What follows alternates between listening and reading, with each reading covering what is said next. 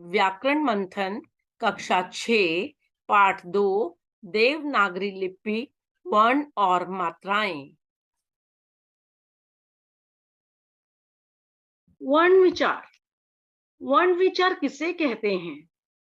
वह ध्वनि चिन्ह जिनके और टुकड़े या खंड नहीं किए जा सकते उसे वर्ण कहते हैं। वर्णमाला वर्णों के एक निश्चित क्रम को वर्णमाला कहते हैं।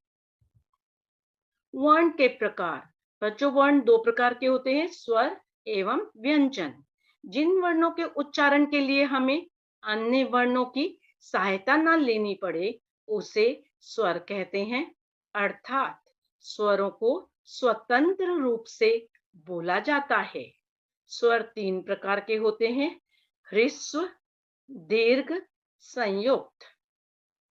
व्यंजन जिन वर्णों के उच्चारण के लिए स्वर की सहायता लेनी पड़े उन्हें व्यंजन कहते हैं। व्यंजन बच्चों तीन प्रकार के होते हैं, स्पर्श व्यंजन, अंतस्थ व्यंजन, ऊष्म व्यंजन। स्वर उच्चारण में लगने वाले समय के आधार पर स्वरों के तीन भेद होते हैं। ह्रस्व स्वर जिन स्वरों के उच्चारण में सबसे कम समय लगता है, ये चार हैं, अ, ई, उ, री। दीर्घ स्वर जिन स्वरों के उच्चारण में ह्रस्व स्वर से दोगुना समय लगता है। ह्रस्व स्वर में बहुत कम समय लगता है और दीर्घ स्वर में उससे दोगुना मीन्स डबल समय लगता है, उसे दीर्घ स्वर कहते हैं। जैसे आ, ई, उ, री, री। संयुक्त स्वर दो स्वरों के मेल से बनते हैं, ए, ओ, औ। अ जमा छोटी ई, ए, छोटा अ जमा छोटी ए, बड़ी ए, छोटा अ जमा छोटा उ, छोटा ओ, अ जमा छोटा ओ, बड़ा अ। संस्कृत में 13 स्वर होते हैं जबकि हिंदी में 11 स्वर होते हैं। व्यंजन जिन वर्णों का उच्चारण करते समय श्वास वायु यानी मुंह की गर्म हवा कंठ, होंठ, जिह्वा को स्पर्श करती हुई यानी छूती हुई बाहर निकलती है, उन्हें स्पर्श व्यंजन कहते हैं। इनकी संख्या 25 है। क वर्ग में क, ख, ग, घ, ङ। च वर्ग में च, छ, ज, झ, ण। ट वर्ग में ट, ठ, ड, ढ, ण।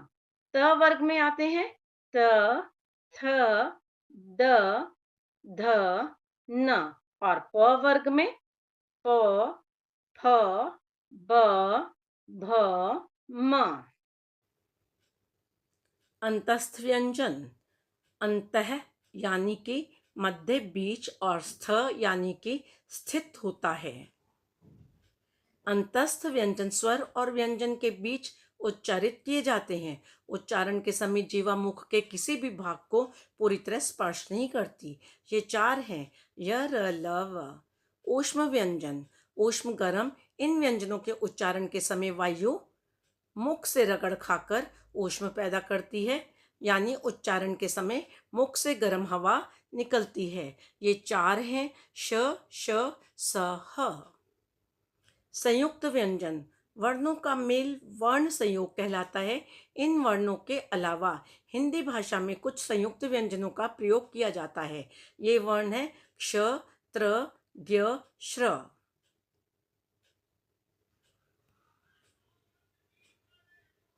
आगत व्यंजन या आ।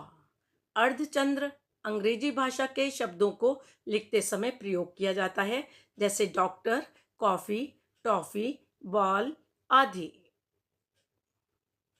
अयोगवह हिंदी व्याकरण में अनुस्वार एवं विसर्ग को अयोगवा के रूप में जाना जाता है। अयोगवा ना तो पूर्ण रूप से स्वर होते हैं और ना पूर्ण रूप से व्यंजन होते हैं। अनुस्वार वर्ण भी स्वरों के बाद ही आता है। इसका उच्चारण नाक से किया जाता है। इसका उच्चारण जिस वर्ण के बाद होता है उसी वर्ण के सिर पर बिंदी के रूप में इसे लगाया जाता है, जैसे रंग, जंगल, संग, तिरंगा आदि।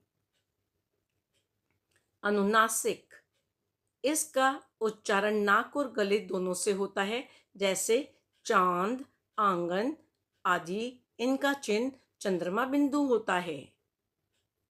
स्वर की मात्राएं प्रत्येक स्वर के लिए निर्धारित चिन्ह मात्राएं कहलाती हैं।